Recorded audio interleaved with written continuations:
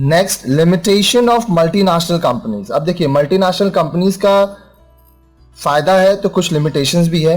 Least concern for priority of the host countries. Multinational companies generally invest capital in the most profitable industries and do not take into account the priorities of developing basic industries and services in backward regions of the host country. अब देखिए जो multinational company है उनका main objective है profit कमाना, इसलिए जो host country है उसका डेवलपमेंट में वो उतना ध्यान नहीं देते हैं। वो वहां पर पैसा लगाते हैं जिस इंडस्ट्रीज में उनको सबसे ज्यादा फायदा होगा, और जो होस्ट कंट्री है उसका जो बेसिक नीड्स है उस पर वो ध्यान नहीं देते हैं। Adverse effect on domestic enterprises. Due to large scale operation and technological skills, multinational companies are often able to dominate the markets in the host country and tend to acquire monopoly power. Thus many local enterprises are compelled to close down.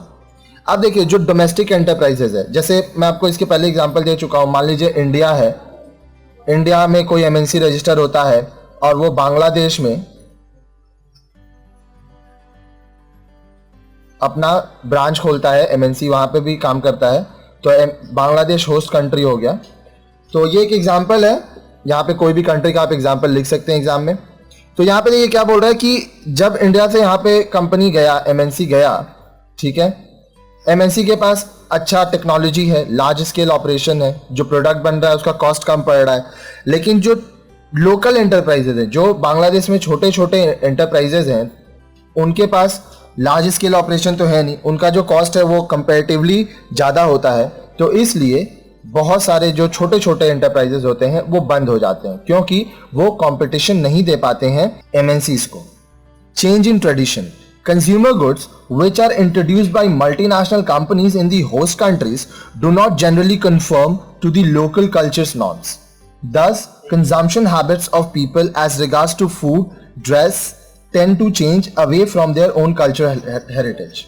अब देखिए जो tradition है वो बदलता है, क्योंकि जो consumer goods MNC बना रहा है वो होस्ट कंट्री जहां पर उसका एमएनसी का ब्रांच है उसके हिसाब से वो नहीं देखता कि वहाँ का ट्रेडिशन क्या है। जो प्रोडक्ट का मार्केट में डिमांड है वो उस प्रोडक्ट को लेता है। एग्जाम्पल में इंडिया का लीजिए, इंडिया का जो ट्रेडिशनल ड्रेस है साड़ी, सलवार सूट, अब इंडिया में जीन्स, टॉप, लेगिंग्स, कुर्ती ये सब ज़्यादा बिकता है।